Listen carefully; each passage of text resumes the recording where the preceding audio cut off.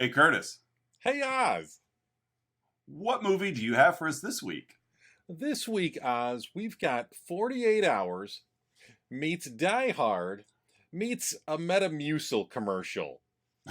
This week, we've got Lethal Weapon.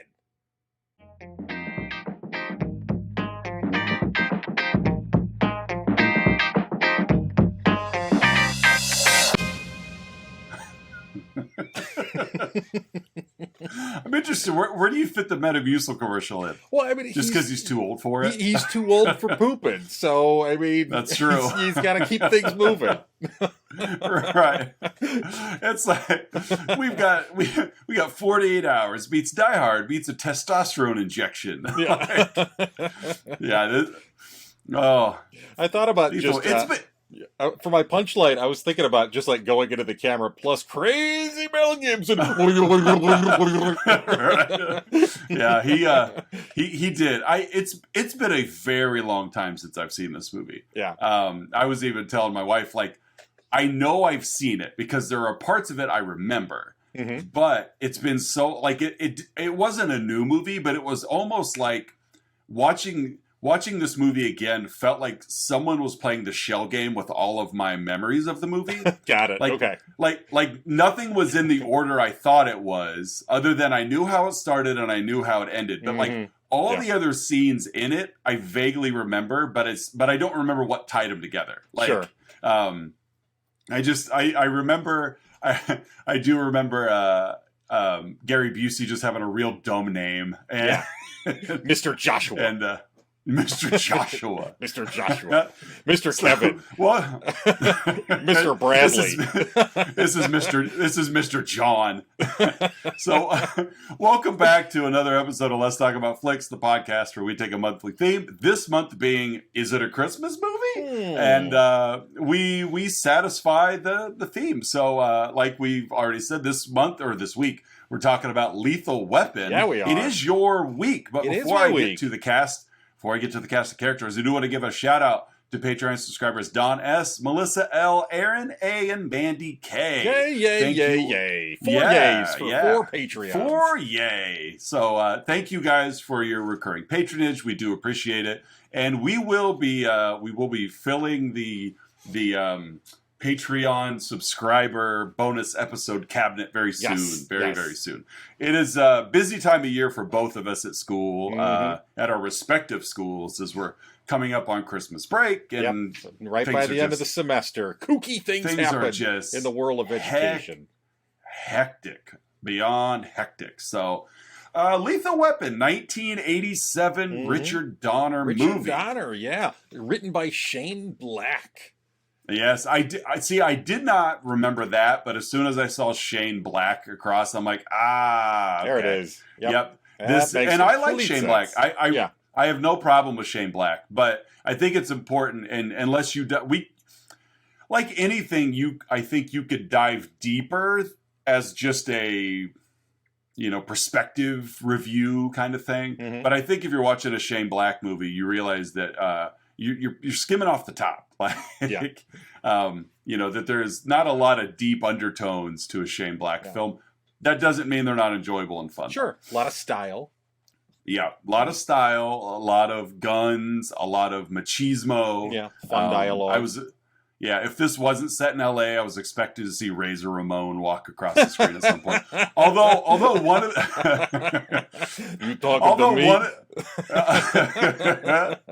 one of the guys at the Christmas tree farm kind of looked like Razor Ramon, so maybe he was in it. One of the guys at the Christmas tree farm, we're jumping the gun a little bit here, is Anthony Kiedis' dad from the Red Hot Chili Peppers. I saw that too. I shared that with my wife. And he had some like really, really like out there stage name. Yeah.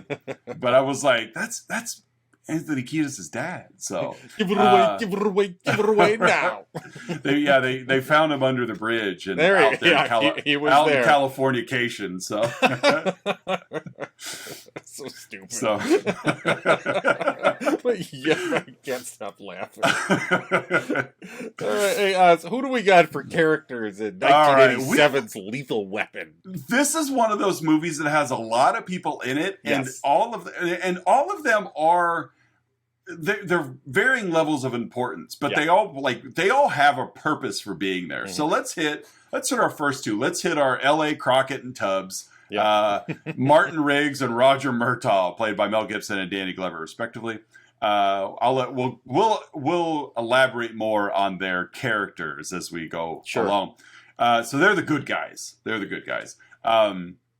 We also have the bad guys. Mitchell Ryan playing General Peter McAllister, and General. And his right-hand man, Gary Busey, as we've said, playing Mr. Joshua. Shadow Company. It's right. It's like they should have Mitchell Ryan play Cobra Commander, and all this would have made more sense. La, la, la, la. Mitchell Ryan, I recognize him because he was in Halloween 6, The Curse of Michael Myers. One of my favorite... Tom Atkins. Another Halloween connection there. Yeah, I was going to say one of my favorite that guys, Tom Atkins. Oh, love me some Tom Atkins. He plays the connection between the good guys and the bad guys. Yeah. Really, he's kind of he's your like red herring kind of. We got to keep the plot moving. He's the plot device. Yeah, he is the plot device. He and his daughter, which we see a lot of, but a little of at the beginning of the movie. Jackie Swanson, it's an 80s movie just based on the opening scene where you're like, are there drugs? Check. Is there nudity? Check. Is there a skyscraper? Check. Right. Is there a limousine? Yep. Sure. And so, yeah, she's in here. But again, a plot device kind of thing. Yeah. Then we get, I do want to elaborate a little bit on the whole Murtaugh clan. This is 2 weeks in a row where we get a Darlene Love reference. Yeah, it is.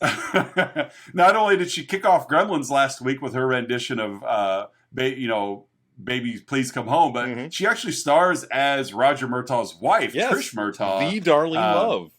Darlene Love. I will say, the real Queen of Christmas. No Mariah Carey here. Yes, no Mariah Carey. The real it's Darlene Queen Love. of Christmas.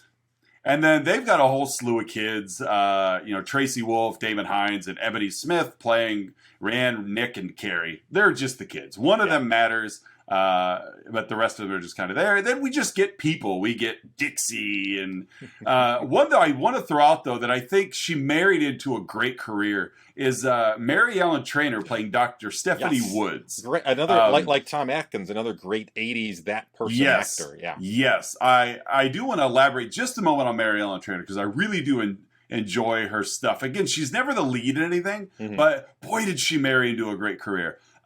She married Robert Zemeckis in 1980 and made her film debut in 84. And now listen to this filmography a little bit as I roll through here. Romancing the Stone was her first movie. Then in 85, she's in Goonies. In 87, she's in Lethal Weapon and Monster Squad. In 88, she's in Action Jackson, Die Hard, and Scrooged. In 89, it's Ghostbusters 2, Lethal Weapon 2, and Back to the Future 2. That's the first 5 years of her career. That's a pretty good list. It's a pretty solid list there. Other movies that pop up are the Christian Slater movie Cuffs, Lethal Weapon 3, Death Becomes Her, Forrest Gump, Little Giants, Congo, Executive Decision, Lethal Weapon 4, as well as starring in arguably my favorite Tales from the Crypt episode, Season 1, Episode 3, and All Through the House. It is a Killer Santa. Very fun. It's got Mary Ellen Trainor and who was the guy in Twins? The guy that if you see my face, I have to kill you. I forget that guy's name. That actor. But that guy. That guy. Yeah. But he's in that too. They play a very short-lived husband and wife. But kudos to Mary Ellen Trainor. Unfortunately, she passed away in 2015 to pancreatic cancer complications. So that is unfortunate. But I did want to give a shout out because, you marry Robert Zemeckis and then, boom, all of his friends are putting you in his movie. And she's good, though. I'm not saying she didn't deserve it. But she didn't have a big role in this movie, but it was a solid performance. And then she shows up in the rest of the series. Yeah, she's in the whole rest of the series. So, but no, I do. I like Mary Ellen Trainor. She's got a memorable face and a memorable performance, and she's just, you see her and you're like, I know her. So, all right, that is enough about the characters. Did you have anybody you wanted to add? I think that's good. Yeah. So, all right. Yeah, Riggs' Tell us. dog. Oh, yeah. The dog's name is, I don't know. I had it and I lost it. So it's not in the cast on the website I'm looking at. But we do have Sven Thorson as mercenary. That's I can't forget. right. It's the year of Sven Thorson, 2022. Oh, and here Anthony Kiedis' dad's acting name is Blackie Dammit. That's what he goes by. He's drug dealer number 3. That was that was also my early '80s hardcore punk band. Right. So, all right. Tell us about the plot of this new movie out. Yeah. So we open Oz again because our theme is it a Christmas movie? We open with Jingle Bell Rock playing under the opening credits. We get a great 80s helicopter shot around the city. Oh yeah. Goes up a skyscraper, pushes into a half-naked woman who's doing cocaine. It really was an impressive shot when you consider that it like they use this helicopter footage as like just the establishing shot for the opening credits, and then like you said, they just keep it and they just keep going. It's like they now today they of course just use a drone and get the same footage and you can take that anywhere. But like no, that was a great shot. It really was. Yeah, lengthy opening sequence, and then it ends with that in that same shot, just pushing right into the window with a helicopter where we meet. Maybe. Okay, same shot. Let's not forget. Let's not give the helicopter credit. Let's not forget Richard Donner also directed Superman. So maybe Christopher Reeve just flew it up. Perhaps Christopher Reeves just flew it up there. Mm-hmm. That makes more sense. Mm-hmm. Or Chunk jumped it up there. Right. Not yet. Yeah, I guess he did. Yeah, he had done that already. Mm-hmm. So there's another Chunk story. He called into the police. And then I saw this man fly in, and then I saw this woman fly out. Yeah, sure. So it's like those little green monsters. So all right, I'll shut up now. So this coked up blonde that we see there, she's half naked and she's kind of stumbling around and giggling because it's an 80s movie and that's what drugs do to you kids. They give you the giggles. And then she ends up out on the ledge of the balcony and she takes a header off of the ledge. Falls a good at least 20 stories. Probably more than that. This was like Penthouse. Yeah. Falls all the way down, and we get one of those shots, like it ends with right before she hits, of course she hits a car, because that's what you do in these movies. You land on a car. Right before she hits it, the shot cuts to the inside of the car, and you see the roof of the car just, just sort of cave in. Did you happen to read in the trivia how they filmed that? I think so. They painted the airbag. Yeah. So they had a stunt person jump out, but they painted the airbag to look like the ground. Which I thought was really cool because when we were watching it, I was curious how they filmed it because you could tell it was a real person falling, not only but even from the overhead shot. I'm like, how did they film that? They dropped her on the car. And then, like you said, I read it and you saw it too, that they basically, just did a painting and put the painting on top of the airbag and just filmed her falling onto it. And then, of course, cut away. That's what allowed her to get so close. And I'm like, good for you, Richard Donner. You're figuring this stuff out. Yeah. It's a good thing they have that airbag, too, because I got a feeling that same airbag makes an actual appearance here a little later on. That's true. They just take the painting off. Yep. They left the painting on. We get an interesting cut to here. So we get that opening, that very jarring opening sequence. Yes. And then we cut to Roger Murtaugh naked in the bathtub, surprised by his family for his birthday. Not a lot of bubbles on that water. Patreon subscriber Melissa L pointed out the same thing. Like, there's not my a lot wife of pointed it out to me. So. It's funny that both of them did. Yeah. So there's not a lot of bubbles in that bathtub. Yet Darlene Love and their 3 kids all come in, and he's happy to see them too. Oz. Yeah, a little shocked at first. Yeah, he's a little surprised, but he's not. He's not like you need to get out of here. This is a grown something man in the bathtub. I'm taking a bubble bath here on my 50th birthday. On his 50th birthday. Yeah, and so they surprise him in the bathtub.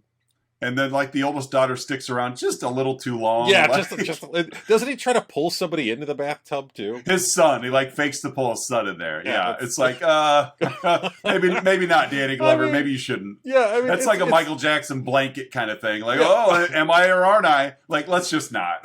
I mean, it clearly establishes early on, this is going to be a recurring theme that's going to come up. Yes, The strong family dynamic that the Murtaugh family has. Right. Although you could argue that moment was maybe a little too strong. Well, and it's like it goes a long way too. And again, things are different in time. And like, of course, I know you and I probably overanalyze a little bit, but it's like as acting choices, like, they're all giving each other a quick kiss on the mouth, and it's like, it was endearing. It really was doing a great job of laying down the family establishment. Yes. But then for just a second, you're like, wait a minute, Danny Glover, those aren't your kids. Like, quit kissing those kids on the mouth. Well, I mean, I guess it's one way to establish the family unit there. It's a movie making. Yes. After that, we cut to a dog running on a beach and jumping into a trailer where we meet Martin Riggs, Oz. He's waking up, cigarette still in mouth from the previous night. And we get the gratuitous butt shot. Yeah. Only this one's not in the moonlight. No. Whenever we get to was it Guilty Pleasure Month? Yeah. With Loaded Weapon. Oh, I love that movie so Are we much. watching? We're just watching the first one, right? Yes, just the first Loaded Weapon. Not Loaded the second, Weapon third, 1? third, or fourth. Okay. Yeah. Well, yes, we get gratuitous Mel Gibson butt shot because why not? Whatever. Yeah. Yeah. Grabs a beer from Poor the Mel. fridge. Family Feud. Mel's sad. Yeah. Yep. Mel's sad sad. Mel. He's lost his Shayla. Yeah, So. he has lost his shape. It's got a recurring theme on this show too. It's like it's Mel Gibson loses another wife month. Loses Shayla. Yeah, thanks for getting me chuckling as I transition into he's looking at a picture of his dead wife. and we get hilarious. Now there's so much saxophone music in this movie. Oh, even though I just watched it, like, I still feel like every scene has a saxophone playing in it. And I know it doesn't. There should have just been a guy with a saxophone in every shot. Right. Just under a street lamp or something. Yeah. with the hat tilted down just a little bit over his face. It's a little beret or something. Oh, yeah. So, back to the Murtaugh family, and they're also watching Family Feud, just like Riggs was, which was, I thought, a nice little touch, a little parallel there early on. His wife says, hey, Michael Hunsaker, one of your old Vietnam buddies, called, so plot point. Yeah. At work, Murtaugh's shooting at the indoor range, and Oz, he does the Murtaugh neck crack thing before he shoots, where he over-exaggeratingly like cracks his neck before he like kind of rolls it, cracks it before he takes aim and fires. Because it's his neck stiffness that keeps him from being a good shot. Yeah, classic Murtaugh. Yeah, it's totally classic Murtaugh. We're moving right along. Murtaugh shows up to the scene. He's called to the scene from the prior night of the jumper. Supposedly the jumper. Turns out that it's the daughter of the guy who tried calling him earlier in the morning, Michael Hunsaker. Right. And I really liked what they did here because it's like, it was easy to miss it. And you really fed off Danny Glover's performance and his, like, he did a really great job of like facially putting these two together. Mm-hmm. Like, his wife had just mentioned, he just kind of cast it off, really. Like, whatever. You know, I haven't talked to Hunsaker for ages. Mm-hmm. And then gets there, and he hears Hunsaker, and you just see that inquisitive look on his face, like, wait a minute, something doesn't smell right here. Mm-hmm. And nobody else realized, because why would anybody else put two and two together? Because they don't know what the other two is. I liked his performance in this scene. Yeah, I really liked it, too. Maybe this was coincidence, maybe it's not, but I like the fact that they gave, like you don't hear a lot of people with the last name Hunsaker. Yeah. And so, like, when this other, cop or detective says, like, yeah, her name was something Hunsaker, and you immediately, you immediately jump back to this moment a few minutes ago in his kitchen. It's like Hunsaker. Yeah. Okay. It's just cool because it's like we were there with him in that. Yeah. And I think whether it's scripted or directed that way, I just think it makes a movie so much more palpable when you could do little things like that to, like, and I talked about it last week with the extra little details that Joe Dante's throwing in there, with Spielberg, that when you could do these other little things to just like purposefully pull, like get your audience to lean into it, as opposed to like try to pull them into it. It really gets you on board. I really like that type of directing style. It would have been a lot different had the last name been Smith. Right, exactly. Or even if the cop was like, Huntsacker, isn't that Michael Hunsaker's daughter? Or something, something dumb like that. But just to let Isn't that your old Vietnam buddy, Michael Huntsaker's daughter? The guy who tried calling you this morning? Wink. The guy your wife was trying to tell you about? Right. Yeah, wasn't that him? Huh? We then cut Oz to what I think one of the more memorable scenes from this movie. Riggs is at a Christmas tree sales lot. In Los Angeles. So yes, in Los Angeles. Which of course, like we said, this is where this movie's at. So it kind of adds to that. Like last week, it was no doubt that Gremlins was a Christmas movie because there's snow everywhere. But this is L.A., so you got to work. You got to work a lot harder to really get that Christmas vibe going. Sell it, because and so this is one of these scenes that I think goes that route. Yeah. So he's in this Christmas tree lot with three guys, one of whom is Anthony Kiedis' actual father. And he's at this little card table surrounded by there's a lot of trees there too, by the way. This is a big, very thick lot. And he's there to buy Coke. He's there to buy like kilos of cocaine, and he's like, I'll take it all. He's gonna take it all, guys. He's gonna take it all. It's how does 100 sound? 100 sounds great. He pulls out his wallet. Starts counting out 20s and 10s. Right. 20, 40, 50, 55. Right. And these, God, you're gonna make me lose my count. Yeah. And these guys, of course, get furious with him. He pulls his badge. That's not real. Then he pulls his gun. And it's a very real badge and a very real gun. Yeah. One guy calls him crazy, and then Mel Gibson does the old whoop whoop Three Stooges. Yeah. That's so dumb. Yeah. I thought about going Three Stooges in my movie Marriage as well, but it would have worked for this one. Yeah. But you had all three of them rolled into one. Yeah, he does like a curly shuffle, does the old blink to the eyes of the guy with the two fingers, kind of half slaps one in the face, shoves the gun in him.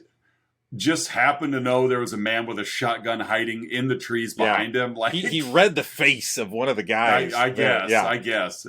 So a fourth guy jumps out from behind him with a shotgun. Riggs rolls out of the way. And this fourth guy blasts one of his buddies in the chest with a shotgun. So there's four guys. We're immediately down one. Riggs then does his patented barrel roll shoot gun thing. Yes, he does. He goes for a roll into hay. He's really good aim with a rotating gun. Yeah. So he shoots the shooter, the shotgun guy, as he's literally rolling, not like somersaulting. He's like rolling on his side. He's like a rolling pin with a gun. Yes. So he does that. Meanwhile, this man is hiding behind the trees, so he can't see him, and Riggs's position changes all the time. Yeah. He's really good. Yes. Oh, Riggs, let's see. One of the other guys gets taken out. A backup arrives just as the last guy, I'm pretty sure it's Anthony Kiedis' dad, gets the drop on him. So he's got a gun to Riggs' head, and Riggs just starts screaming, "Just shoot me. Shoot me. Yeah. Somebody shoot him. Somebody shoot him. Shoot me." And he literally turns and looks at the guy in the face while the guy just doesn't know what to do with it. He basically paralyzes the guy. Right, yeah. And he ends up just headbutting him in the face to knock the guy out. And it's ball of energy, that one. Riggs is crazy. That's the point of this scene. Riggs is crazy. Yes. You could see it in his eyes, and he has a death wish. There also, as I'll be brief with this, I have the DVD of this movie. I know that I had to watch your copy for a bit because the DVD I have has an enormous gouge in it, but which I didn't know until I was halfway through, and then it just skipped 20 minutes. Like what? It's like, wait a second, there was a helicopter in there someplace. What happened to the helicopter? But I was watching the director's cut of it, and there's another scene that actually happened before this, where he's called to. There's basically a guy who's holed up above a playground with a sniper rifle, and he's shooting at kids. Oh, didn't know this part. And Riggs just walks out as the guy's just spraying bullets all around him, and Riggs starts taunting the guy, and he comes to the window, and Riggs shoots him. Again, just demonstrating Riggs is crazy. Riggs has a death wish. Right. So it's a little heavy-handed. A little bit, yeah. Yes. I could understand why that didn't make the final cut. Yes. So we're back at the beach. We're back at Riggs's trailer on the beach. He's got a new TV, new 13-inch TV, and he's drinking by himself, tears in his eyes, and he takes a special bullet out of his pocket, loads it in the gun, and then proceeds to almost commit suicide, Oz. Yeah, this scene was intense. Very intense, very unsettling, which again it's supposed to be. Right. So he has the gun to his forehead, he puts it in his mouth at one point, just tears just streaming down his face, and eventually he's able to collect himself enough and stop himself from committing suicide. And the point is Riggs is he's not crazy, he's sad. Yes, yeah, he's a broken man. Yes, but as a defense mechanism, he leans into that I'm a crazy guy kind of thing. Right. But yeah. Right. We then cut to Marilyn Trainer, who is the staff psychologist down at the police station. She's telling a superior that Riggs shouldn't be in the field. Wife recently died in a car accident. Exposition. Riggs is a loose cannon. And of course, she is ignored. Yeah, of course. Which I'm going to come back to that by bad. Yeah. Just heads up on that one. But can you imagine how hard it would be to be a staff psychologist for a police department? Especially an 80s police department. Oh, yeah. Well, it's like, there's nothing wrong with me. Yeah. Nothing a new gun can't handle. Yeah, so she is quickly dismissed. And yeah, I think that's the only time we see her in this movie, isn't that, Oz? It is. Yeah, I believe so. I think the character becomes a little more prominent in the later ones. To be completely honest, this is the only one I've seen. Really? Wow. Yeah. The second one is also pretty good. The third one's okay. The fourth one, take it or leave it. Yeah. There's one scene that apparently is in the second one that I thought was in this one, the whole toilet exploding scene. Yeah, that is in the second one. Like when we finished this one, I even said to my wife, I'm like, I thought Danny Glover was on a toilet at one point. Patreon subscriber Melissa L. thought the same thing as well. So, but no, so I probably have seen the second one, but I don't have a clue what it's about. Sure. Yeah, it's not quite as good as the first one, but it's still fun, and I think it's pretty good. So Murtaugh's in his office. Another detective is saying like the coroner is not necessarily saying that the Hunsaker girl's death was a suicide. There was drugs there, and they were laced. Yeah. So Murtaugh's kind of nodding along, and his attention is kind of on this guy out in the hallway. It happens to be Riggs, and he eventually pulls out a gun. He's just kind of futzing with it. Murtaugh's never seen Riggs before, and Murtaugh runs out to tackle him. He goes, "Gun!" Runs out, goes to tackle him, and Riggs just kind of like shoulder tosses him aside. And it's the look on Riggs's face too, because he just lit a cigarette. You know, like he's just clearly there, just chilling. And when he hears Murtaugh yell "gun," and he kind of perks up, and he's like kind of looking around, and then he realizes Murtaugh's running at him. Yeah. Then there comes 50-year-old, well, supposedly 50-year-old. Yeah, supposedly 50-year-old. Yeah. It's like 40-year-old Danny Glover, but still, like, and he just kind of old man stumbles into him, and it's the beginning of a beautiful friendship. Yes, and the guy Murtaugh was talking to was like, "By the way, this is your new partner." And then it's always that way. Yeah, and then we get the first line, or the first ever utterance of "I'm too old for this stuff." Poop. Yes, for this defecation. Let's see.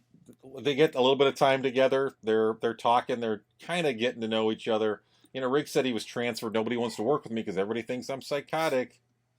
Murtaugh apparently did a little digging on Riggs. He's aware of his special forces training and asks, kind of half jokingly, half not, asks if I have to register you as a lethal weapon. Lethal weapon. Yeah, there we get the titular. We get the titular line. Yep. So the movie is really named after Riggs's character in a way. Apparently, yes. Mm-hmm. We cut to a different location, and Mr. Joshua. We meet Gary Busey's character here, Mr. Joshua. To be fair, he played it just fine. Yeah, I had no problem with Gary Busey in this. I had no problem with the performance. And unfortunately, Gary Busey's health issues have led him to be a little bit more eccentric in today's world than he was then. But no, his performance was fine. It's just the basis of the performance. It's like, shouldn't you be in Aspen on the ski slopes or something? Like, he just seems very preppy. Yeah. And, lots of like turtlenecks and things like that. Yes. Just Mr. Joshua. It's like, oh my God. It's like you should be hanging out with James Spader in some other 80s movie. Mr. Joshua of the Joshua family.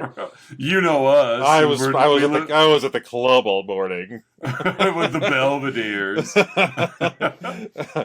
I got in 45 minutes on the court, and boy, am I famished.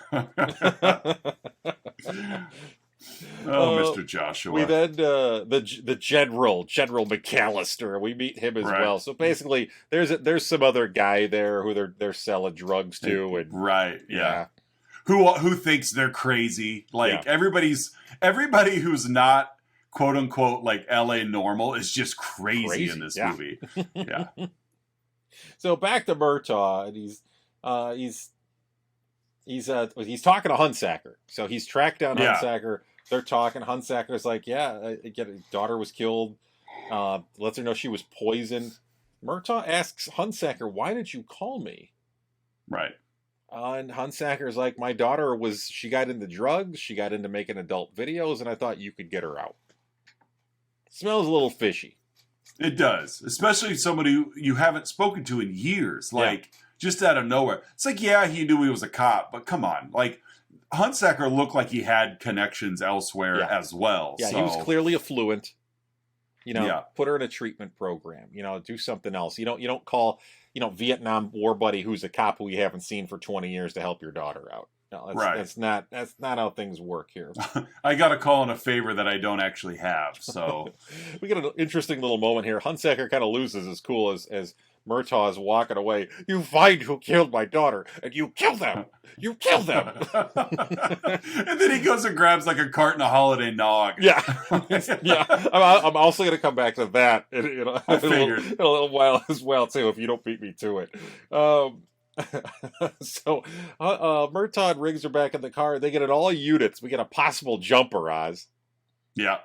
So there's an 80s yuppie out at a very much so. At like a 6-story ledge or something like that. He's threatening to jump.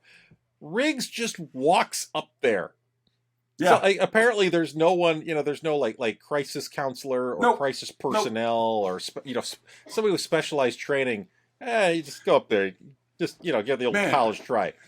If they only had access like a staff psychologist or something. Yeah, someone with mental health training, crisis training. That's great.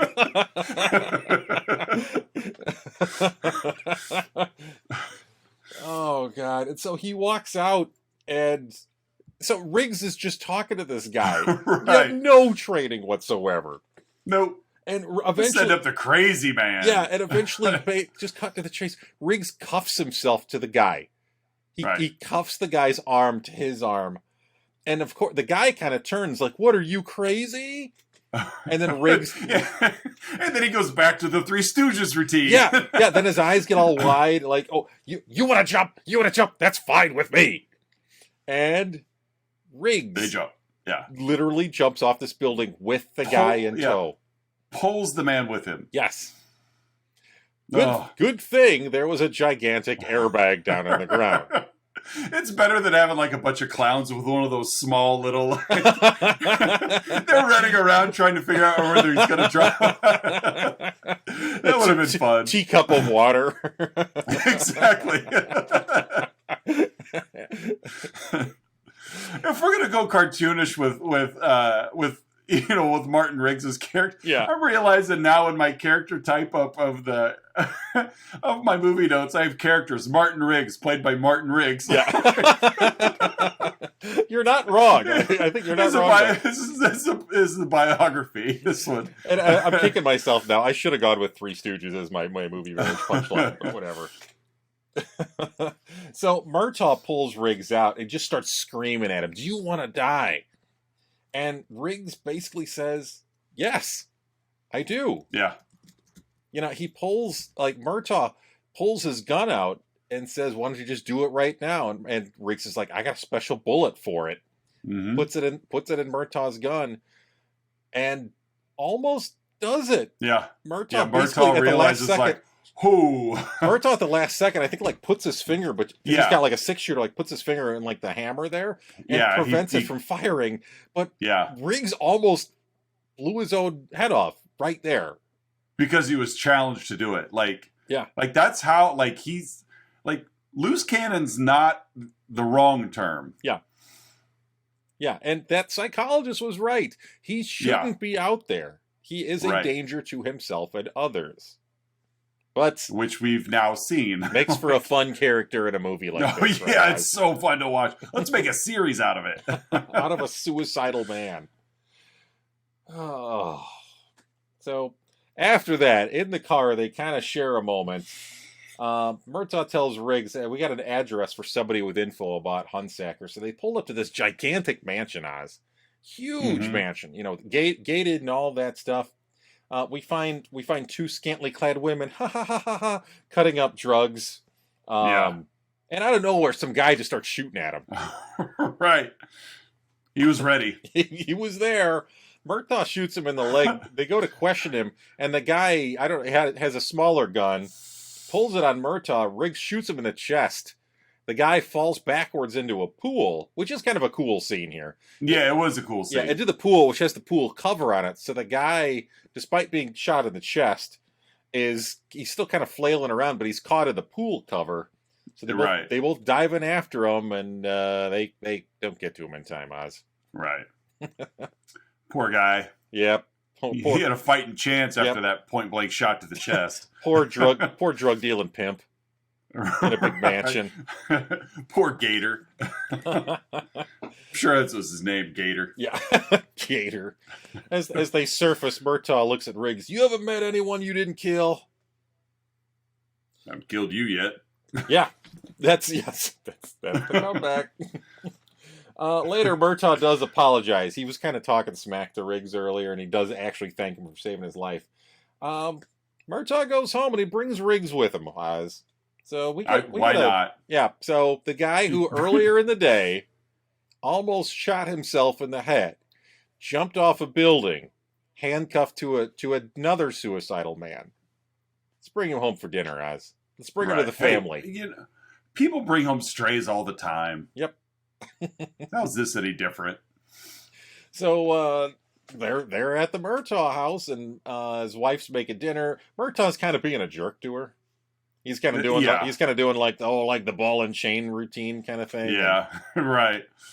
Which is always a good thing to do in front of somebody who has recently lost their wife. Yes. Go ahead and treat your wife like garbage so that guy who is suicidal over his missing wife, I'm sure he's really compassionate with your efforts. You treat that woman with the dignity she deserves.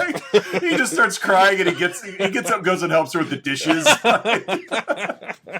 This is what a real husband would do. I'll be your husband now. And he's just crying into the dawn. I think our version of Lethal Weapon is somehow darker than the actual version. A little bit. Well, I think because you especially, we understand trauma and grief. Yes. And so we actually will portray that outside of just being the ultimate warrior. Yeah. So at dinner, Rianne, the oldest daughter, is eyeing up Riggs. And How old was she? Would you place in this movie? My guess would be it's like late teens. She was talking about going to a New Year's party. Yeah, I didn't hear her make mention of high school. So I would put her at maybe like the Christmas after high school or something like that. She's 18, 19. Yeah, because she wasn't old enough to drink. Yeah, correct? She Yeah, makes correct, a reference to it. Yeah. But it's like she was still, I guess, like in that safe zone of like she obviously looks extremely young, but she is of age. Yeah. I'm glad it didn't go anywhere, but still God. it was creepy enough as it was. And you mentioned before that Murtaugh is supposed to be 50. He was being played by a 40-year-old Danny Glover. Right. Riggs was supposed to be 38, played by a 30-year-old Mel Gibson. Yeah. So the Riggs character was literally twice her age, at least twice her age. Yeah. So yes, glad it didn't go anywhere. Right. Which honestly, like knowing Riggs's condition, like and just the grief and trauma he's dealing with his wife, I don't think any of that was even on his radar. I think he was aware of how she felt, which we know because he references later. Yeah. But I think Murtaugh was more afraid of something happening than the reality of something actually was going to happen. Yeah. Later on, they're sitting in. So Riggs and Murtaugh are sitting in Murtaugh's boat in the driveway, and it's a fun sequence here. I really like this scene here. They're kind of giving each other a hard time, but they're also kind of talking about the case. Murtaugh's like, yeah, I mean, well, case closed. Dead girl, dead guy. That's it, right? And Riggs is like, I don't know. I think there's more to it. It just seems too simple. Yeah. Riggs says Murtaugh has a nice family. And as Murtaugh's kind of walking Riggs to his car, Riggs just kind of turns to him and says, when I was 19, I did a guy in Laos from 1,000 yards away in high winds. 8, maybe 10 guys in the world could have made that shot. It's the only thing I was ever good at. So again, you kind of get that idea, that headspace that Riggs is in. Yeah. Only thing I was ever good at. So he's sort of hyper-focusing on that aspect of his life because it sounds like he was happy when he was married. So I have a feeling that he was good at marriage. He was happy in his life, but he's kind of arrested himself back to, like just, who he was probably before the marriage and the relationship. And I think he really enjoyed that evening with the Murtaughs probably more than Murtaugh did. Like, because for Murtaugh it's normal, that's his everyday. Yeah, that's just another night at home. Yeah.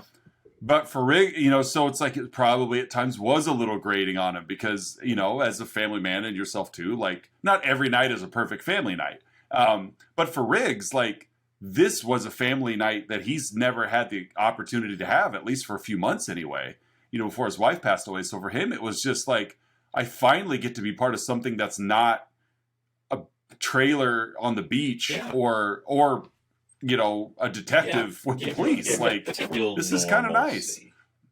And what life is, what life should be, being with other people, having bonds, having connections, and not just sort of, wallowing in this grief that and the spiral that he can't get himself out of. Right. Before he also then agreed with Murtaugh that his wife's cooking is awful. Yeah. So. They also bonded over that. Later, after Riggs leaves, Murtaugh, I think the kids have gone to bed, the family's in bed, and he's just kind of winding down. He's going through the mail, and there's a big envelope there. Contains a yearbook, Amanda Hunsacker's yearbook, and a VHS tape of several young women doing inappropriate things, one of whom is Amanda. Kind of interesting how that ended up in his home, but again, it's just to the viewer, it's just telling you there's more to what's going on here. The next day, case is not closed. Yes, the next day, Riggs wakes Roger up. So Riggs just went back to the house. Like 7-8 hours later.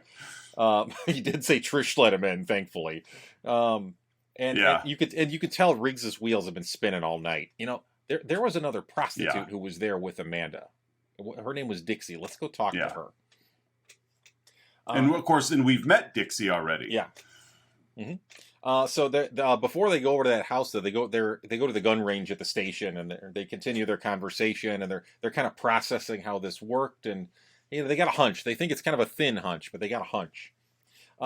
There was also a fun little sequence here where Murtaugh's kind of showing off a little bit, and he does the neck roll thing again. Yeah. And then puts a bullet right through the middle of the target from a relatively short distance. Riggs steps over, takes the same target that Riggs put the one hole in, sends it all the way down.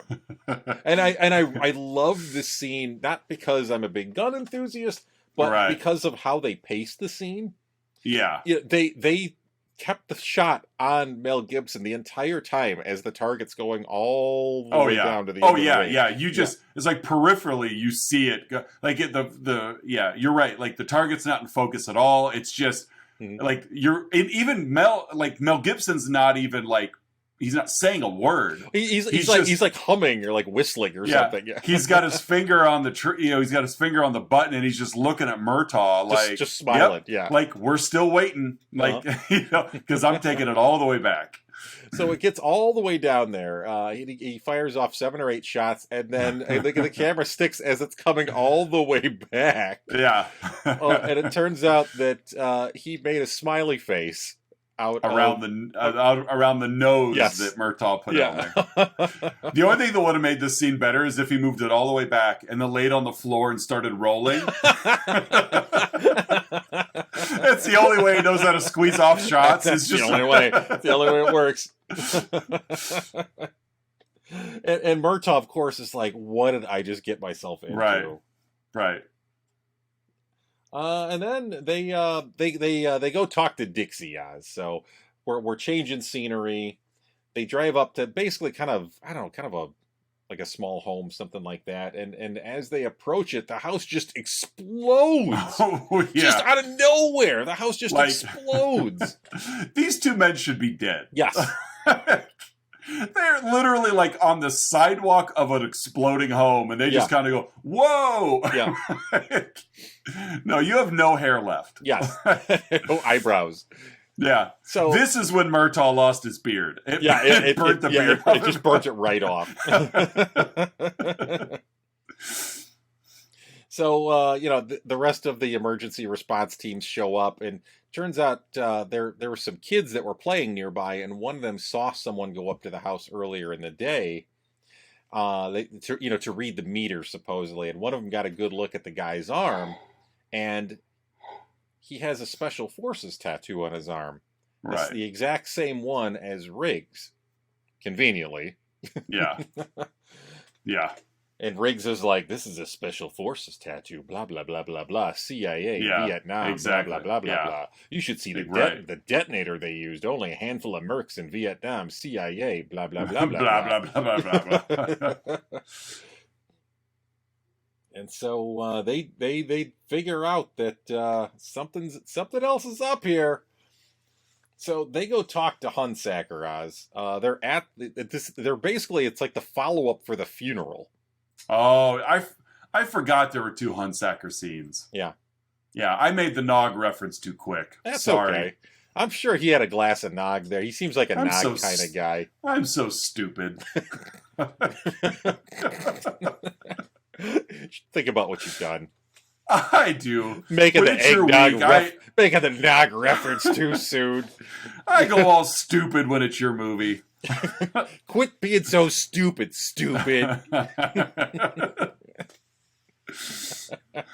Phyllis Weaver? You so stupid. You can take your red snapper. Your Hunsaker. What's in the box? Oh, nice. You're so stupid. What time Meanwhile, on Guilty Pleasure Month. Yeah. That's right. Spoiler alert. Future programming spoiler alert. Yeah. So they're at again, you got me laughing at the most inopportune. So they're at the aftermath of this girl's funeral. Get this. Real knee slapper. Hey! Whoa! He's chugging the Nog. I need a spinning bow tie right now. Yeah, you do. Meanwhile, at the wake. Yeah. like a seltzer bottle or something. Well, what can I say? We put the fun in funeral. Yeah, that we do. So at the funeral for Amanda Hunsaker, Murtaugh is talking with Hunsaker, and And Murtaugh's like, we know there's more to it. We know you're in on something. And we just know. Calls him out. Yeah. We know that she died not because of what she did, but because of what you did, Tom Atkins. Right. Right. And so Hunsaker starts coming clean. Like, this all goes all the way back to Vietnam. I was in this operation called Shadow Company. We basically took over this drug ring, and we've been making money off it ever since. And I do the financing for it. So at that moment, Oz, after he's picked up a quart of nog. All right. Which they're slinging us. Like, who leaves their nog out? Like, come on. I'm also going to circle back to this later as well. Okay, I'll leave it alone then. Go ahead. Yeah, there's a lot of nog there. We'll come back to the nog later. A lot of nog. It's so it's like a tasting. Hunsaker. By the way, this funeral is on this like immaculate like resort dairy farm where they have all this nog. So it's right on the coast. Also, it's like Malibu, and they're this this building that's just all windows basically, and out of nowhere a helicopter flies up with Mr. Joshua hanging out of it with a sniper rifle. He puts a bullet right through the window, right through Hunsaker, and most importantly, Oz, right through the carton of nog. It was a really cool effect because there was no blood in the scene, but he got him because the nog just starts like flowing out from this new hole. Yep. And so Riggs is out. He's just kind of standing out there on the ledge, and so he's firing at the helicopter, but there's not much he can do, and so Hunsaker's dead. Yeah, Hunsaker's dead. We then cut to kind of an interesting scene. I always thought this was a little disjointed. We cut to Riggs talking to a seemingly soliciting a prostitute. Right. And then a car just drives up out of nowhere and blasts him in the chest with a shotgun. Yeah, it doesn't make sense because we know that the two, for lack of a better word, the two prostitutes in the movie, Dixie and Amanda, are already dead. Yes. And so, like, it's not like he's asking... I mean, he was asking her if he's ever seen this girl, but it's like, who are you looking for? Yeah. You know that they're already dead. So why are you... But he's not alone, because, Murtaugh's just parked across the street, he's just kind of incognito, just kind of watching. And I don't know if they're trying to draw out... I don't know. McAllister and Joshua, but basically Mr. Joshua comes driving up and they blast Riggs in the chest. And so Murtaugh and Riggs are like, we got the advantage now because they think Riggs is dead. Right. However, they know who we are. Therefore, we should probably get to Murtaugh's home pretty quick. Right. Right. And so they get back home and basically Rhiann's been kidnapped. The oldest daughter's been kidnapped. So we're the plot's really picking up steam here, Oz. Mm-hmm. So basically, they call the home. They tell Murtaugh, you go to this location in the desert tomorrow morning. So we cut to this scene. It's the next morning. Murtaugh's driving up in the family station wagon. Drops Riggs with a sniper rifle before he gets close to the. Yeah. Who goes all Roadrunner across the He desert? does. He's like weaving in and out, yeah. There's like dust trails behind him. It's like Sonic and Knuckles, only all wrapped in Mel Gibson. Crazy Mel Gibson. Well, we know Sonic the Hedgehog likes to roll around in circles too, so. Gotta go fast.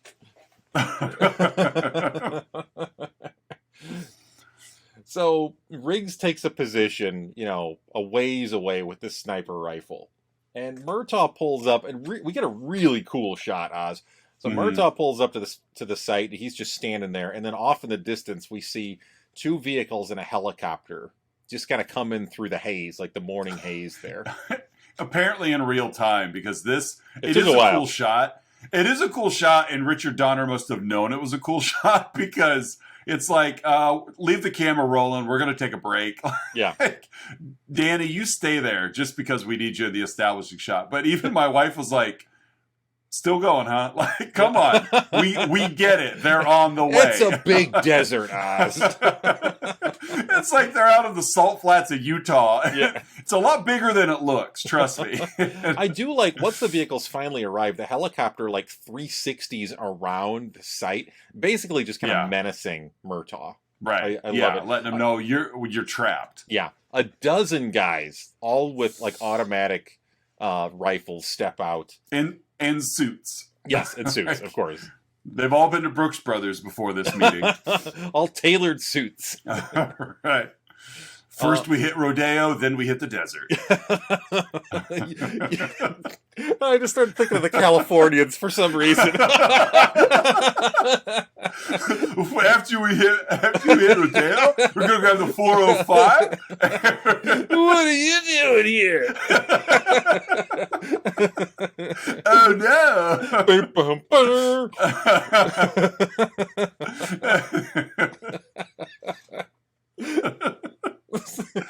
Oh man, this is shaping up to be an incredibly stupid but fun episode. I love this show.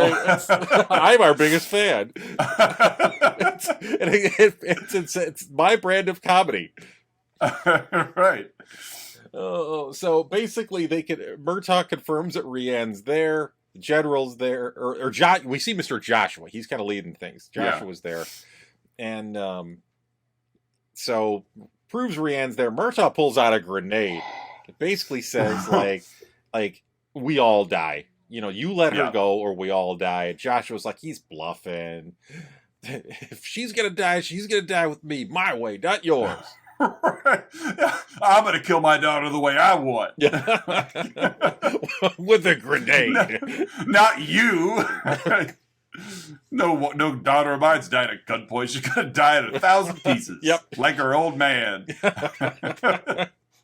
So Riggs starts taking guys out, and he's got to be hundreds, if not 1,000 yards away with the sniper rifle.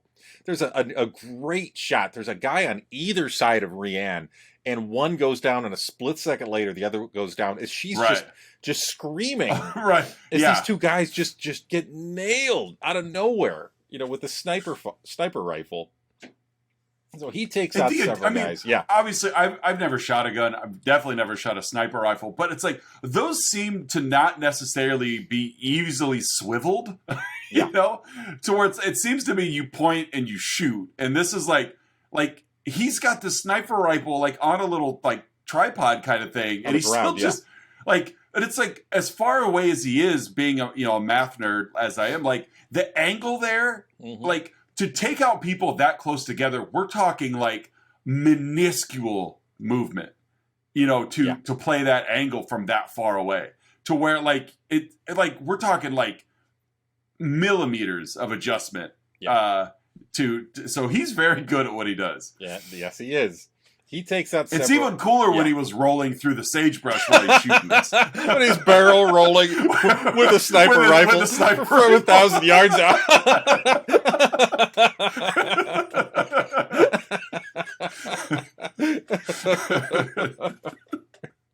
While he's doing the curly shuffle. Exactly. He's really good at it. And so he's taking out several guys. Rianne jumps in the limo and is driving away, but the general gets the drop on Riggs. So they're all captured, and they take him back to Shadow Company's base. We're into Act 3 here, Oz. Which is like the Polo Grounds. Yes. So speeding things up a little bit here. So basically, they got Riggs chained up under like a shower, shirtless. Right. And they bring in a guy to start questioning him. Joshua's like, basically it's like a car battery. Yeah. It's like as affluent as these people are, and like then they have to go like low grade electroshock here. Yeah. It's like, we just got a car battery hooked to a squeegee and we're gonna get you. So they start electrocuting Riggs. They're basically it sounds awful. They're basically shaking him down. Like, what did Hunsacker tell you? Right. So that's the whole point. This was referencing a moment from the Predator episode a couple of weeks ago. This was another movie that of all people, my mother introduced me to. My mom back in the day had something for Schwarzenegger. She also had something for Mel Gibson. Your mom was thirsty, is what she was. My mom was thirsty for 80s action hunks. Right. Mom, if you're listening, I salute you. So, and Mel Gibson looks good. He's shirtless and he's jacked and he's wet. Yes. And I don't blame your mom. You picked a good man to be thirsty after. At least if you're looking at him, not if you're listening to him, especially Mel Gibson. No, yeah, that's another conversation. If you're thirsty, a wet Mel Gibson will quench that thirst. Yes, wet 80s Mel Gibson. Right. Riggs is getting beat up. They're literally rubbing salt in his wounds. I know, like which again, it's a realistic pain that I've never felt. Like, yes. Like he's getting just pulverized, and then they're like, bring out the salt, and you're like, no, and like that's when he reacts. At first, I'm not telling you anything, and then suddenly, salt. Like, it would have been funny if they brought out like a McCormick spice rack or something. Right. Bring out the Mrs. Dash. bring out the basil. Just rubbing paprika in his wounds. Like, no. Somebody get the bouillon cubes. I've been assaulted.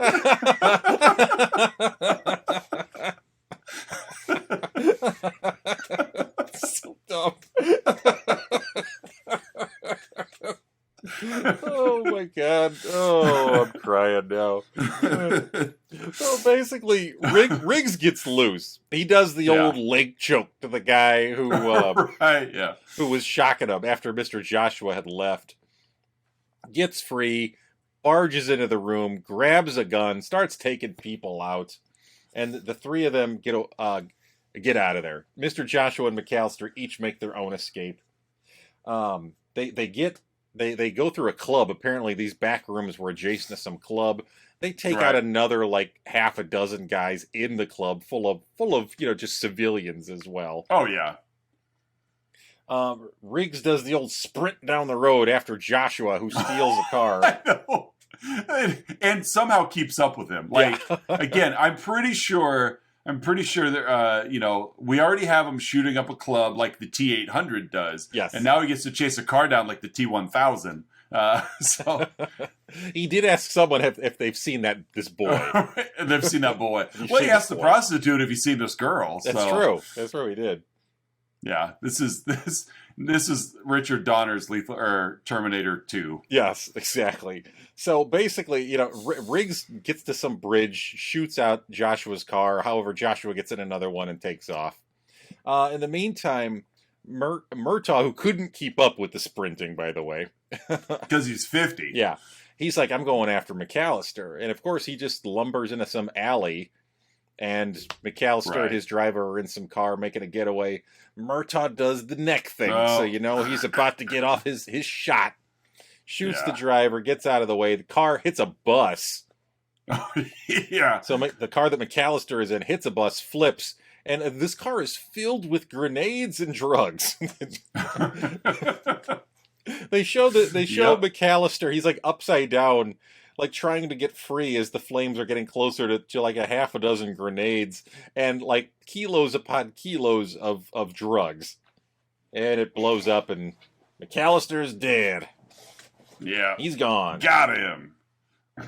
So Riggs and Murtaugh are like, well, Joshua's probably going to go back to Murtaugh's house again. He's going to go 2 for 2 on Murtaugh's family.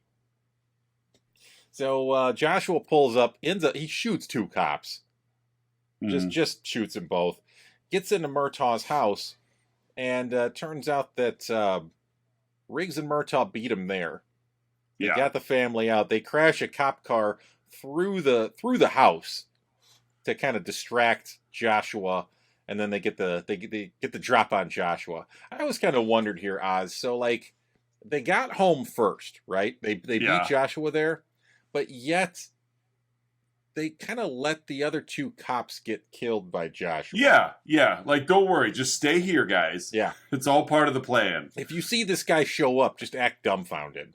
Right, yeah. Pretend you haven't seen us. Yeah. And we're not the detectives you're looking for. And then, exactly. We get a memorable moment from this movie. We get the fight scene in the front yard under the cop car had knocked over a fire hydrant, so there's water spraying everywhere. Right. I will say, Oz, that as opposed to just reading Joshua his rights, Yeah. Riggs is like, you want to take a shot at the champ? Here we go. Let's mud wrestle. Yeah. So Joshua and Riggs get into a completely unnecessary fight in Murtaugh's front yard. Yep. Cool fight scene, I will say. Trisha's selling tickets. Yeah, like... basically. The kids are popping popcorn and selling foam fingers. Step right up. So eventually, they're like a couple of pugilists out there. Yeah, basically, yeah. Couple turn of the century Irish pugilists. Yeah, wearing their suspender. Yeah. I don't know where they both got their mustaches out all of a sudden, they but both they're twirling had them. handlebar mustaches. So eventually Riggs beats him with the old leg choke again. No, yeah. The classic Riggs leg choke. That's right. Those are lethal weapons, Yeah, those legs. those legs. So they're finally reading Joshua his rights, and Joshua, of course, grabs a gun from one of the cops who was trying to cuff him, but Riggs and Murtaugh each simultaneously pull a gun in slow motion and shoot Mr. Joshua dead. And thankfully, Murtaugh had already cracked his neck earlier that day, so he didn't have to do it again. He didn't have to take the time then, yeah. Yeah, and this is the first time in the movie that Riggs fired a shot off from a standing position. He wasn't rolling through the mud. Or through the door. That would have been funny. If Joshua pulls the gun out and then Murtaugh still does the neck crack Murtaugh does the neck thing and Riggs just starts rolling. Riggs pulls his gun from Murtaugh and then just drops to the ground and starts rolling. Oh man. We get a couple epilogue scenes here. Riggs places flowers at his wife's grave in the rain, in broad sunlight. And saxophone music. Yes, we get some 80s saxophone there. Riggs goes back to Murtaugh's house. Rhiann answers the door, and Riggs has a present for Murtaugh, and it's the bullet. And he said, "Tell your dad I won't need this anymore." Murtaugh comes out, invites him into dinner. You think I'm going to eat the world's lousiest Christmas turkey by myself? Right. My wife sucks. I'm glad you're finally okay with the death of yours, but man, take my wife, please. My daughter's already fond of you. Take them both. I'm gonna go take a bath with my son.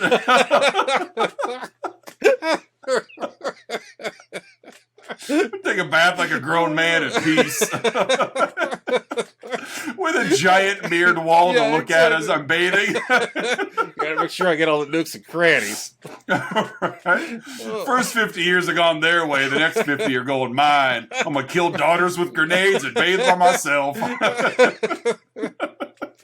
Oh my god. Then the movie ends with "I'll be home for Christmas" playing as the credits roll. So folks, at this point in the show, Oz and I give our own unique rating to the movie we've been talking about. In this case, 1987's Lethal Weapon. Oz, how would you rate this movie? I'm going to give this 3 out of 4 Stooges. 3 out of 4 Stooges. Mo, Larry, and Shep, but no Curly. No Curly. No, Riggsy. Mo, Larry, Shep, and Riggsley. There you go. I'm going to give this movie 8 Tom Atkinses. There you go. 8 cartons of nog. Next up, folks, we got Outside Insight. Oz and I have scoured the interwebs, as we do every week, looking for some unprofessional review that we found funny and will now share with you. Oz, what is your Outside Insight? This is a 1-star review by, I'm guessing, Charles Tillman on Letterboxd because Peanut. It's Peanut Zone. left the day after Christmas last year on somebody I know's birthday. So the end of this movie is the stupidest thing ever. They catch Gary Busey, but instead of just shooting him, they mud wrestle him. 1 star. I got something else for you. Being the holiday season, I have an extra one. Uh-oh. This is a half-star review that says, At least there was a cat. At least there was a cat. Yeah. Right. Yeah, it's a little white elephant gift for you. There you go. Thank you. Much appreciated. I don't remember the cat. I remember the dog, but I don't remember the cat. What's your outside insight? My outside insight comes from the Internet Movie Database from Sudden Up. I don't know. And it was left just two months ago at the time of this recording. Left in October 2022. This one is a bit lengthy, I will say, but mine was short. So trust me, this one is worth it. I read it to Patreon subscriber Melissa L, and she's like, "Don't take anything out." And for her, that's a bold statement. So the subject line is "Great Memories, Good Movie." By the way, this is a 10 out of 10 review. Okay, good. Great Memories, Good Movie. I was so incredibly naive in 1987, I had no clue Lethal Weapon was a movie or even existed. My best friends had a surprise birthday present for me in 1987. She had reservation at Spago's in Beverly Hills, the ultimate place to have any kind of food whatsoever. Wolfgang Puck was the king of restaurants. Golly. We entered Spago's, and we were surrounded by a group of extremely well-dressed, highly attractive people. They basically overtook Spago's. The reservation my friend had made weeks in advance was undone. It didn't matter to me. We had so much fun sitting at the bar, having drinks and appetizers, and lamenting, why do accountants have such priority over us? We had reservations. We misunderstood the manager explaining to us a party to celebrate the premiere of Lethal Weapon was underway at Spago's. We thought they said legal weapons, and it was some kind of accounting attorney legal party. Still, one of the best nights of my life. It's Spago. It has nothing to do with the movie at all. Nothing. 10 out of 10, out of 10.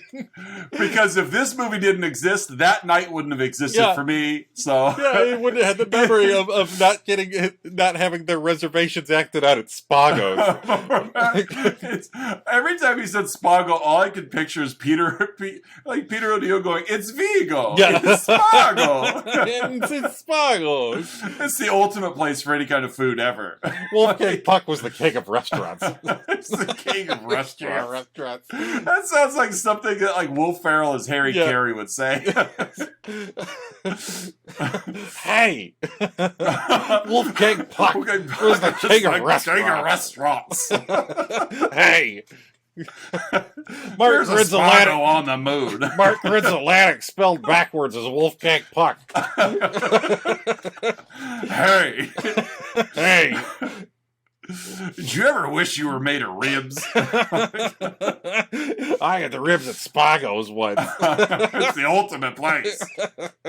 Oh, folks, it's that time you've been waiting for. Our signature segment, the 3-2-1, in which Oz and I each share 3 goods, 2 bads, and 1 about the movie in question. This week's 1987 Richard Donner helmed Lethal Weapon. Oz, what are your 3 goods? My first good, and this is a big deal for 1987, is probably the very accurate portrayal of loneliness and grief that Riggs portrayed. Yes. You know, I think it gets glossed over a ton, especially in these big macho movies in the 80s where emotions are not a man's thing or whatever. But when left to his own thoughts, that was his prison. So I think the movie did a really great job of showing just the struggle to live in that type of mental state. My second good is the pacing. There are a lot of scenes in this movie. You know, they're location-wise, they're all over LA. Yeah. But they keep the pace very well, and you go scene to scene to scene. They don't, with the exception of maybe waiting for the helicopter and limousine to pull up in the desert. Everything else. Check the Casio. Right. I think we're early, Riggs. They're not here. I see them coming, but they're just not here yet. But other than that, maybe that little glitch there in the scene, I think the pacing of this movie is very sound. And then third, something we've kind of mentioned is I really like the establishment of Murtaugh's family. Yes. And he does a great job of separating work from his family as well. Because when he's home, he's dad. He's husband and he's dad. You know, he brings Riggs home, and I have a feeling that's kind of an anomaly. Like I said, even his Vietnam buddy, like, hasn't talked to in years. I think he's a dedicated family man, and you see the dynamic because his family really loves him. Yeah, he's not. He's not this grizzled cop veteran that's just angsty at the world. Yeah, this isn't career. Dirty Harry. No, he's a happy family man, and I really like seeing that portrayed that way. Yeah, what about you? I could not agree with you more. That was one of the. If you hadn't done that one, that would have been the first one I would have mentioned. Was just Murtaugh's family, and I absolutely love that. That is one of my favorite parts of the movie. I agree. My first good 80s saxophone. We get lots. I left it out. We got lots of 80s saxophone in this movie. it was on my list, and I took it out for Murtaugh's family, and basically we swapped goods for this one because I've used saxophone a couple of different times, so I left it off my list this one. We got lots of great 80s saxophone. Also, lots of great 80s solo guitar. Oh, yeah. Yep. So, yes, that is my first one. 80s saxophone. My second good, let's go with the boat driveway scene. Just relationship building between Murtaugh and Riggs. I thought that scene was really kind of the turning point in their dynamic. You know, they started extending some trust to each other. You know, Murtaugh was taking Riggs' feedback seriously. They were joking with each other. Riggs was kind of playfully giving Murtaugh a hard time.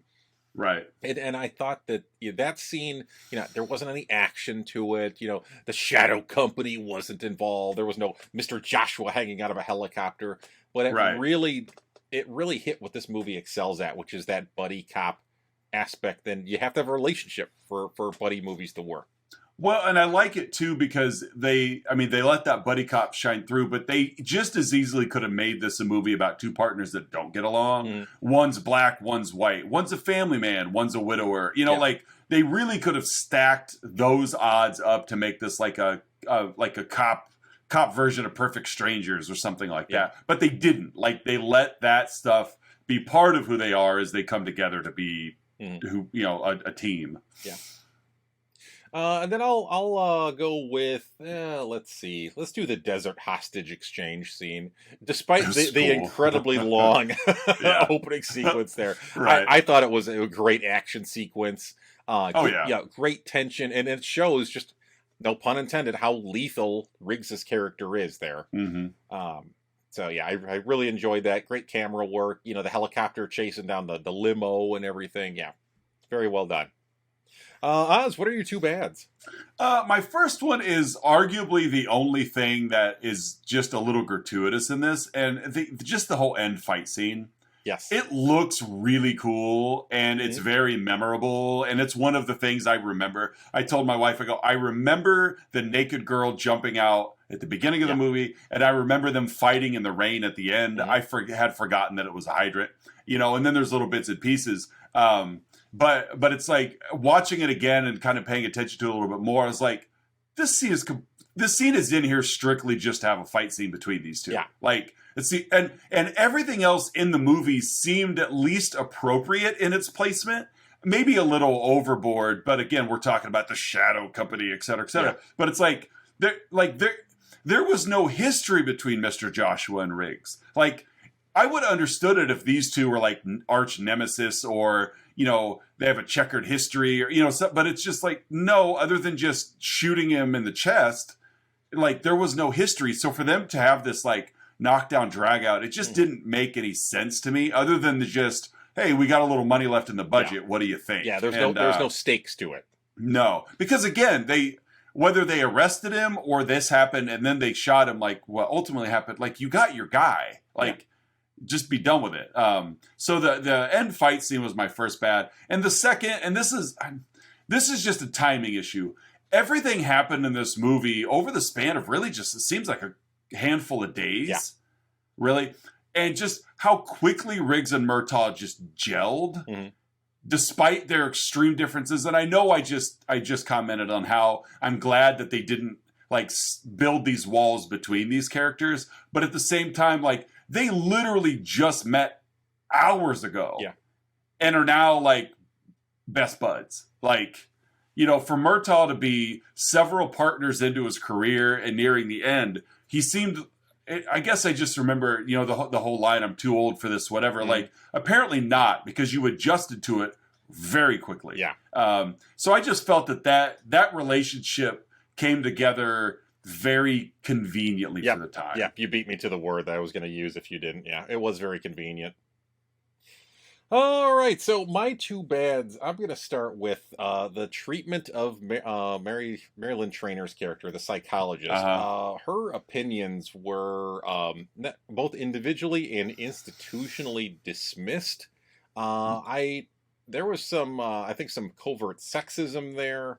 And the fact that they didn't listen to her was incredibly dangerous. And it's, I'm not going to get into the politics of this, but like, when you have a psychologist in law enforcement and this person is saying both to individuals and collectively, like, hey, you need to listen to me, and that mental health expert is dismissed, I don't know.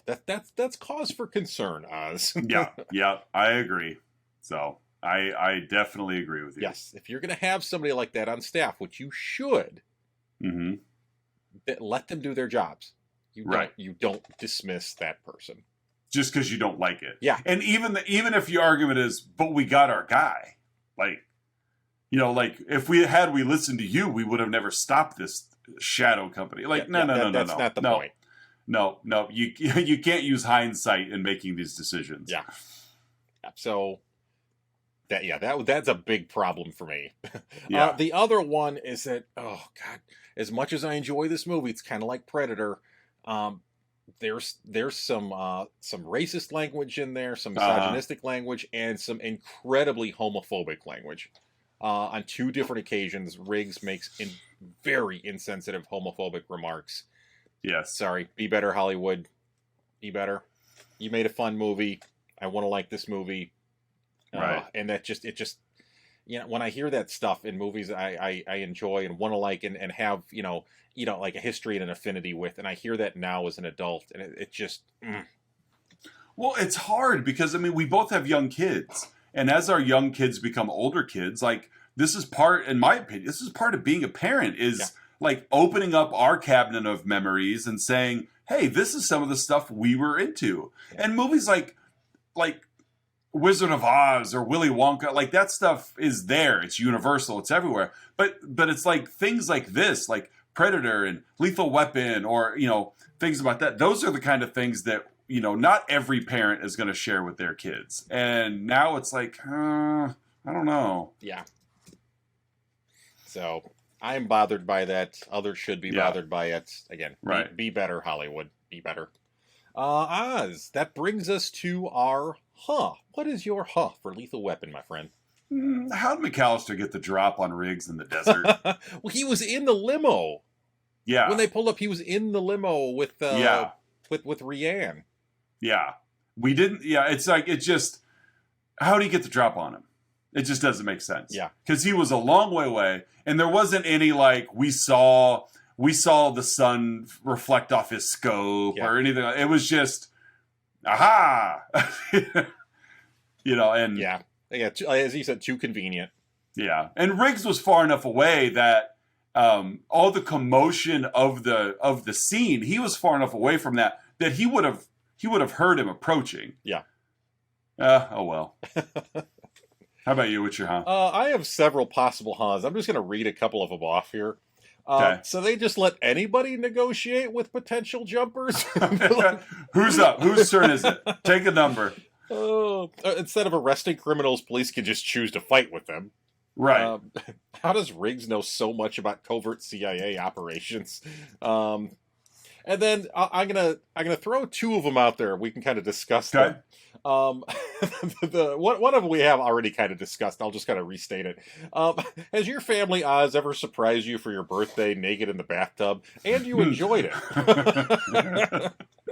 No, we have a stand-up shower that I get surprised in often. Hey!